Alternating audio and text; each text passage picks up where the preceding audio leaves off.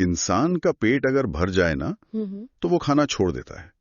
मतलब जीव विज्ञान ने हमारे शरीर में एक बहुत ही स्पष्ट स्टॉप बटन लगाया है। हाँ, भूख लगती है, भोजन मिलता है और बस। बिल्कुल, संतुष्टि का एहसास दिमाग को बता देता है कि भाई बस अब और नहीं खाना। ये एक बहुत ही सीधा और प्राकृतिक नियम है। लेकिन अगर एक इंसान के पास दुनिया भर की दौलत आ जाए, फिर भी उसकी तिजोरी भरने की भूख कभी खत्म नहीं होती। सही बात है। करोड़ों रुपए होने के बाद भी मतलब और करोड़ों कमाने की जो अंतहीन लालसा है, वो बायोलॉजिकल रूप से बिल्कुल अतार्किक है।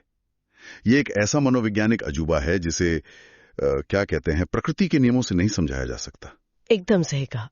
ये असल में एक बहुत ही गहरा विरोधाभास है। मतलब शरीर की भूख की एक स्पष्ट सीमा है, लेकिन मन की लालसाओं की कोई सीमा नहीं है। और यही वो बुनियादी टकराव है जो हमारी पूरी मानव सभ्यता, हमारी अर्थव्यवस्थाओं और हमारे समाज के ढांचे को लगातार आकार देता आ रहा है। देखो, एक तरफ हमारी दुनिया है जिसके संसाधन गिने चुने हैं, और दूसरी तरफ इंसान का वो लालच है जो कभी शांत नहीं होता।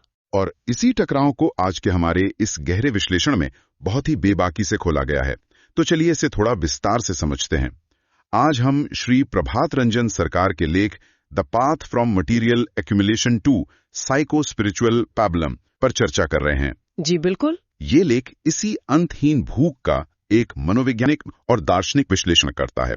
मतलब ये इस बुनियादी सवाल को उठाता है कि जब दुनिया की जमीन, पानी और सोना सीमित है, तो इंसान की इस अनंत प्यास का अंजाम क्या होगा। हाँ, और यहाँ सबसे दिलचस्प बात यह है कि ये स्रोत इस समस्या को सिर्फ अर्थशास्त्र के नजरिए से नहीं देखता। अच्छा। हाँ, ये सामग्री अर्थशास्त्र को केवल पैसों का लेन देन नहीं मानती, बल्कि ये समझती है कि यह हमारी मानसिक बनावट की एक बहुत बड़ी खामी है। और एक और बात स्पष्ट कर दूं, आज की हमारी ये स्रोत सामग्री किसी राजनीतिक दल का समर्थन नहीं करती। ये बहुत जरूरी बात है। बिल्कुल। ये वामपंथी और दक्षिणपंथी दोनों ही विचारधाराओं का एकदम निष्पक्षता से विश्लेषण करती है।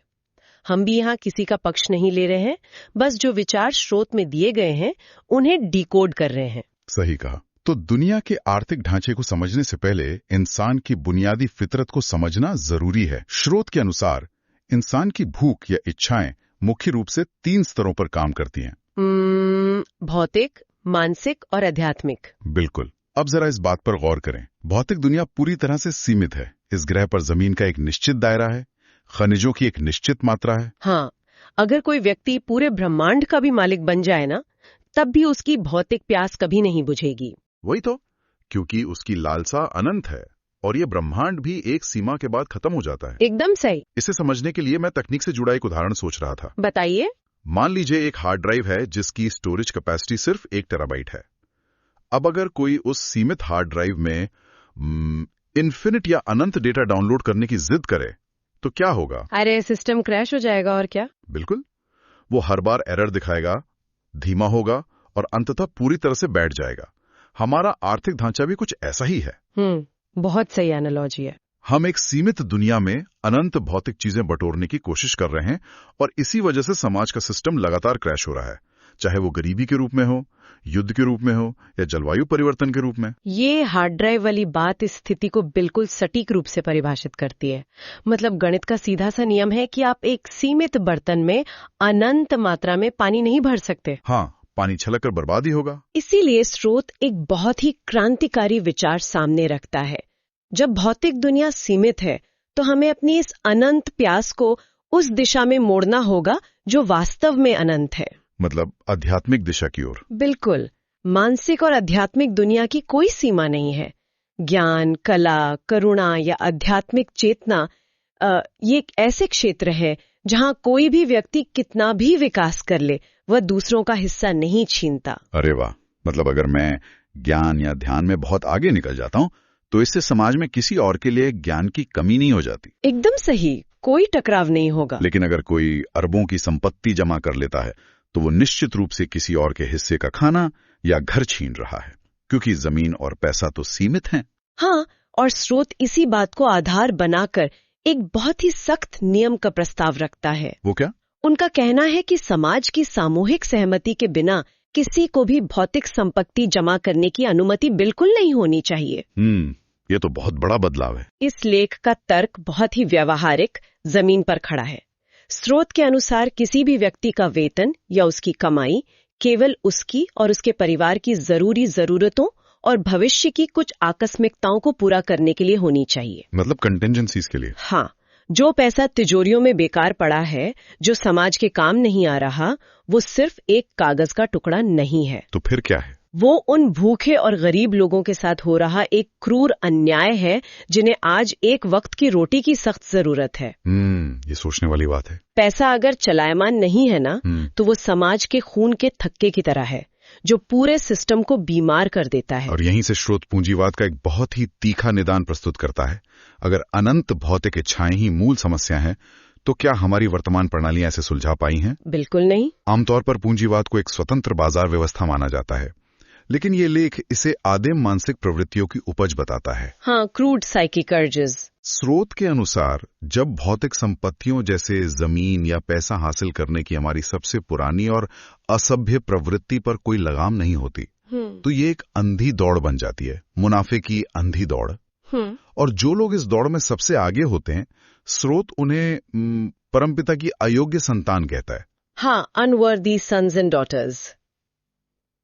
इस वाक्यांश के पीछे का तर्क यह है कि ब्रह्मांड की पूरी संपदा एक सामूहिक विरासत है। जैसे किसी परिवार की संपत्ति? बिल्कुल। जैसे एक परिवार में पिता की संपत्ति पर सभी बच्चों का समान अधिकार होता है, वैसे ही इस दुनिया के संसाधनों पर हर प्राणी का अधिकार है। सही बात है। जो लोग दूसरों का शोषण करके इस विरासत पर कब्जा कर लेते हैं, वे उस ब्रह्मांडीय नियम को तोड़ रहे हैं।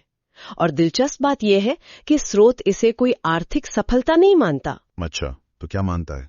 इसे स्पष्ट रूप से एक मानसिक बीमारी करार देता है। मानसिक बीमारी? हाँ, ये एक ऐसा रोग है जहां इंसान को ये एहसास ही नहीं होता कि उसे रुकना कहाँ है। ये एक बहुत ही अलग नजरिया है। मतलब मुनाफा कमाना और दूसरों का हक मारकर अमीर बनना कोई बिजनेस टैलेंट नहीं है, बल्कि एक मनोवैज्ञानिक विकार है। बिल्कुल। लेकिन एक बात सोचिए, अगर पूंजीवाद इस मानसिक बीमारी को बेलगाम छोड़ देता है, तो कोई ये भी सोच सकता है कि शायद साम्यवाद ने इस बीमारी का इलाज ढूंढ लिया होगा। ऐसा लगता तो है। आखिर साम्यवाद तो सिद्धांत रूप में समानता की बात करता है। वो इस बेलगाम जमाखोरी को रोकता है। फिर वो व्यवस्था भी ताश के पत्तों की तरह क्यों ढह गई? बहुत अच्छा सवाल है।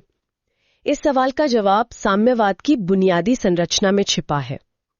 स्रोत के अनुसार साम्यवाद भी पूरी तरह से भौतिकवाद पर ही आधारित है। मतलब वो भी उसी जमीन पर खड़ा है। हाँ, बस फर्क इतना है कि ये एक ट्रिपल बाइंड यानी तहरी दुविधा में फंसा हुआ है। ये ट्रिपल बाइंड क्या है? इस दुविधा का पहला पहलू ये है कि इसका समान वितरण का जो आधार है ना, वही पूरी तरह से तर्कहीन और अव्यवहारिक है। वो कैसे? देखो, ये इंसानों को मशीनों की तरह देखता है, जबकि प्रकृति में कोई भी दो इंसान एक जैसे नहीं होते। सबकी क्षमताएं और जरूरतें अलग होती हैं। बिल्कुल। ये तो बहुत ही तार्किक बात है। मैं सोच रहा था, एक खदान में काम करने वाले मजदूर की शारीरिक खुराक और दिन भर एसी में कुर्सी पर बैठकर काम करने वाले एक अकाउंटेंट की खुराक कभी एक जैसी नहीं हो सकती। एकदम सही। अगर आप दोनों को जबरदस्ती एक ही तराजू में तौलेंगे, तो असंतोष तो फैलेगा ही। ठीक इसी बिंदु से ट्रिपल बाइंड की दूसरी दुविधा पैदा होती है। साम्यवादी ढांचा आमतौर पर भौतिकवाद के जहर से पोषित होता है। मतलब वहाँ आध्यात्म के लिए कोई जगह नहीं है? बिल्कुल नहीं। वहाँ आध्यात्म या मानसिक विकास की ऊंचाइयों की बात ही नहीं होती। इसका नतीजा ये होता है कि लोगों की वो बेलगाम मानसिक इच्छाएं या वो अनंत प्यास जिसके बारे में हमने शुरुआत में बात की थी, उसे कोई नई दिशा नहीं मिलती। अच्छा। वो प्यास अभी भी केवल भौतिक चीजों जैसे अच्छा खाना, कपड़े, घर, इन्हीं सब पर अटकी रहती है। ओहो, तो इस सब का असल मतलब क्या है? इंसान की जो अनंत लालसा है वो अभी भी मौजूद है, वो आध्यात्म की तरफ मुड़ी नहीं है। हाँ। लेकिन चूंकि व्यवस्था ने सब कुछ समान रूप से बांटने का फैसला किया है, इसलिए वो इंसान उस भौतिक सुख को पा भी नहीं सकता। उसकी लालसा अंदर ही अंदर घुट रही है। बिल्कुल।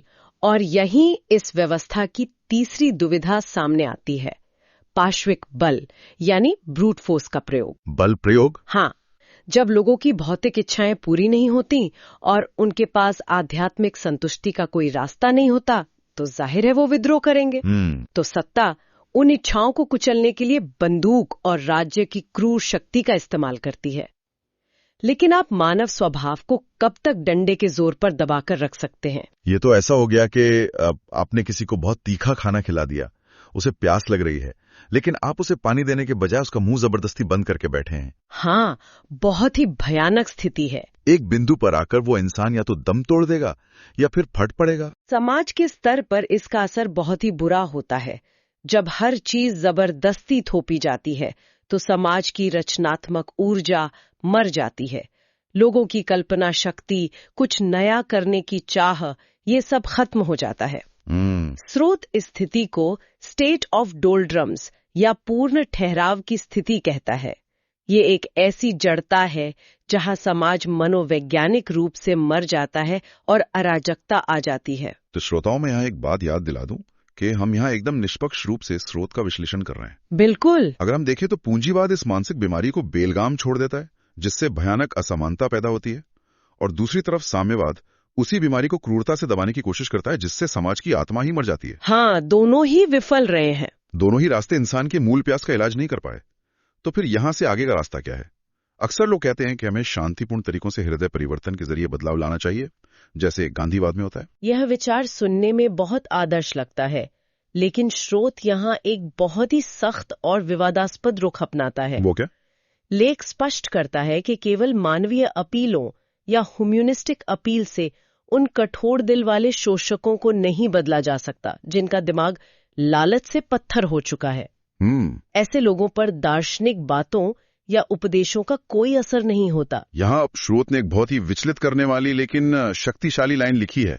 लेखक का कहना है कि सड़क पर शांतिपूर्ण मार्च करने वाले प्रदर्शनकारियों के पैरों के बहते घाव या उनकी तकलीफें कभी भी उन क्रूर शोषकों के दिमाग को नरम नहीं कर पाएंगी। एकदम सही। यह एक सीधा प्रहार है उस यूटोपियन विचार पर जो मानता है कि सामने वाले का दिल पिघल जाएगा। हाँ, स्रोत के अनुसार जो वैश्य या पूंजीपति लालच में अंधे हो चुके हैं, उनका पैसा बनाने वाला दिमाग दूसरे की पीड़ा को समझ ही नहीं सकता। तो फिर उन्हें रोका कैसे जाए? ऐसे शोषकों को रोकने के लिए स्रोत परिस्थितिजन्य दबाव यानी सर्कमस्टेंशियल प्रेशर और बल प्रयोग को जरूरी मानता है। बल प्रयोग? लेकिन रुकिए, स्रोत में ही आगे ये भी कहा गया है कि हिंसा किसी समस्या का स्थायी समाधान नहीं करती। हाँ, ये बात भी लिखी है। क्योंकि अगर आप हिंसा करके सत्ता बदल भी दें, तब भी बुराई और लालच के बीज इंसान के दिमाग में जिंदा रहते हैं। तो फिर बल प्रयोग और अहिंसा के बीच ये कैसा विरोधाभास है? ये एक बहुत ही महत्वपूर्ण सवाल खड़ा करता है। इस गुत्थी को सुलझाने के लिए बल प्रयोग की मंशा को समझना होगा। मंशा? हाँ, स्रोत बल प्रयोग या दबाव को बीमारी का इलाज नहीं मानता, बल्कि इसे एक आपातकालीन उपाय या शुरुआती ब्रेक की तरह देखता है। अच्छा, इमरजेंसी ब्रेक। बिल्कुल। जब समाज का एक बड़ा तबका भूखा मर रहा हो, तब आप शोषकों के आध्यात्मिक रूप से जागने का इंतजार नहीं कर सकते। उस वक्त तुरंत उनके हाथ से वो ताकत छीननी होती है जिससे वे दूसरों का शोषण कर रहे हैं। हाँ। इसे आप शोषकों के दांत तोड़ने की प्रक्रिया कह सकते हैं, ताकि उनके शोषण करने की क्षमता छीनी जा सके। मैं समझ गया। मतलब अगर कोई व्यक्ति किसी पर तलवार से हमला कर रहा है, तो पहला काम यह है कि उसके हाथ से तलवार छीन ली जाए। एकदम सटीक उदाहरण है। ये बल प्रयोग है। इससे वो व्यक्ति संत नहीं बन जाएगा। उसके दिमाग में गुस्सा या बुराई का बीज अभी भी होगा, लेकिन कम से कम सामने वाले की जान तो बच जाएगी। हाँ, तलवार छीनना केवल एक शुरुआती उपाय है, लेकिन स्थायी समाधान के लिए उनकी मानसिकता को बदलना होगा, और यहीं से इस मानसिक बीमारी का अंतिम और स्थायी इलाज निकल कर आता है। और वो क्या है? उसे स्रोत ने दीर्घकालिक आध्यात्मिक शिक्षा या साइको स्पिरिचुअल एजुकेशन कहा है। और यहीं पर स्रोत के कुछ बहुत ही भारी भरकम शब्द सामने आते हैं, पैब्यूला और साइको स्पिरिचुअल पैबुलम। बिल्कुल। जब तक हम इन शब्दों को नहीं समझेंगे, हम इस इलाज की गहराई को नहीं पकड़ पाएंगे। तो ये पैब्यूला का मतलब क्या है? पैब्यूला का सीधा सा अर्थ है मानसिक भोजन या वो वस्तुएं जिन पर हमारा दिमाग टिकता है। अच्छा। जब हमारी आदिम प्रवृत्तियां बाहरी दुनिया की तरफ भागती हैं, तो हमारा दिमाग अपनी ऑब्जेक्टिव दुनिया में, जिसे स्रोत चित्त भूमि कहता है, अनगिनत तस्वीरें बनाता है। अगर मैं इसे आज की इस भागदौड़ वाली जिंदगी से जोड़कर देखूं, तो क्या इसका मतलब यह है कि जब मैं लगातार अपने फोन पर डूम स्क्रोलिंग कर रहा होता हूं या जब मुझे हर 6 महीने में एक नया फोन खरीदने की तलब उठती है, तो ये सब अलग अलग पैबुला हैं। बिल्कुल। मेरा दिमाग हर पल इन अलग अलग मानसिक खुराकों के पीछे भाग रहा है। हाँ, एकदम सही कहा। ये सभी बिखरे हुए साइकिक पैबुला हैं, और क्योंकि बाहरी दुनिया की ये चीजें सीमित हैं और इन्हें चाहने वाले लोग अनगिनत हैं, इसलिए ये अंतहीन दौड़ समाज में टकराव पैदा करती है। तो फिर इसका इलाज क्या है? हम साम्यवाद की तरह इन इच्छाओं को बंदूक के जोर पर दबा तो सकते नहीं, क्योंकि फिर ठहराव आ जाएगा। हाँ, और पूंजीवाद की तरह इन्हें भौतिक चीजों के पीछे खुला भी नहीं छोड़ सकते, क्योंकि फिर शोषण होगा। तो बदलाव की ये प्रक्रिया कैसे काम करती है? यहीं पर वो असली समाधान आता है। स्रोत का तर्क है कि इन इच्छाओं को न तो दबाना है और न ही भौतिक चीजों के पीछे भागने देना है। इसके बजाय इन अनगिनत मानसिक इच्छाओं को एक दिशा में मोड़कर परम लक्ष्य की ओर ले जाना चाहिए। ये कुछ वैसा ही है जैसे आप एक मैग्नीफाइंग ग्लास यानी आवर्धक लेंस का इस्तेमाल कर रहे हो। वो कैसे? देखो, सूरज की किरणें हर जगह बिखरी हुई हैं। उनका कोई एक लक्ष्य नहीं है, लेकिन जब आप उन सभी किरणों को एक ग्लास के जरिए गुजारते हैं तो वे एक ही बिंदु पर केंद्रित हो जाती हैं। बिल्कुल। तो क्या हम यहाँ अपनी हजारों बिखरी हुई मानसिक इच्छाओं को किसी एक परम लक्ष्य पर केंद्रित करने की बात कर रहे हैं? एकदम सही एनालॉजी है। लगातार आध्यात्मिक अभ्यास से वे तमाम बिखरी हुई इच्छाएं एक ही बिंदु पर केंद्रित हो जाती हैं। वे एक एकल साइको स्पिरिचुअल पेबलम में बदल जाती हैं, जिससे ब्रह्मांडीय चेतना या कॉस्मिक कॉन्शियसनेस भी कहा गया है। मतलब हमने अपनी प्यास को मारा नहीं, हमने बस अपनी उस अनंत भूख को एक ऐसे कुएं की तरफ मोड़ दिया जिसका पानी कभी सूखता ही नहीं है। हाँ, और अगर हम इसे व्यापक संदर्भ में देखें तो ये बदलाव इंसान को अंतर्मुखी, गतिशील और मजबूत बनाता है। ऐसा व्यक्ति पूंजीवाद की गुलामी और साम्यवाद के दमन से मुक्त होकर नवमानवतावाद या नियो ह्यूमनिज्म की ओर बढ़ता है। वह पूरी मानवता और ब्रह्मांड के कल्याण के लिए काम करता है। ये सच में अविश्वसनीय सफर रहा है। हमने भौतिक दुनिया की सीमाओं से शुरुआत की थी, मानवीय इच्छाओं के अनंत स्वरूप को समझा। हाँ, और वर्तमान आर्थिक प्रणालियों की कमियां भी देखी। बिल्कुल, बल प्रयोग की सीमाओं को समझा और अंततः चेतना के आध्यात्मिक रूपांतरण के सफर तक पहुंचे। ये एक पूरा चक्र है। तो जो लोग हमें सुन रहे हैं उनके लिए ये क्यों मायने रखता है? आज की इस तेज तरार सूचनाओं और भौतिकता से भरी दुनिया में, जहां अक्सर हमें इन्फो ओवरलोड और थकान महसूस होती है, ये स्रोत एक ताजा दृष्टिकोण देता है। सही बात है। ये हमें सिखाता है कि समाज की ये जो आर्थिक असमानता है, ये सिर्फ किसी नीति की विफलता नहीं है, बल्कि ये इंसान के मानसिक और आध्यात्मिक कुपोषण का नतीजा है। बिल्कुल, हम गलत जगह पे पोषण ढूंढ रहे हैं। एकदम सही। तो आज की चर्चा को हम यहीं समेटते हैं, लेकिन जाने से पहले मैं एक गहरा विचार छोड़ना चाहता हूँ। हाँ, बताइए। जरा सोचिए, क्या हो अगर हमारी दुनिया में सफलता को मापने का पैमाना देशों की जीडीपी या हमारा बैंक बैलेंस ना होकर मनो आध्यात्मिक संतुष्टि यानी साइको स्पिरिचुअल फुलफिलमेंट बन जाए? अरे वाह, ये तो पूरी दुनिया का नजरिया ही बदल देगा। बिल्कुल। अगर हमारी अर्थव्यवस्था का मुख्य लक्ष्य भौतिक उत्पाद बनाना नहीं, बल्कि इंसान की उस अनंत भूख को शांत करना हो, तो हमारा दैनिक जीवन, हमारी नौकरियां और हमारे आपसी रिश्ते कैसे बदल जाएंगे? इस पर तो हर किसी को सोचना चाहिए। हाँ, क्या हम उस अंधी दौड़ से बाहर निकल पाएंगे? इस पर विचार जरूर कीजिएगा। बहुत बहुत शुक्रिया। मिलेंगे अगले गहरे विश्लेषण में।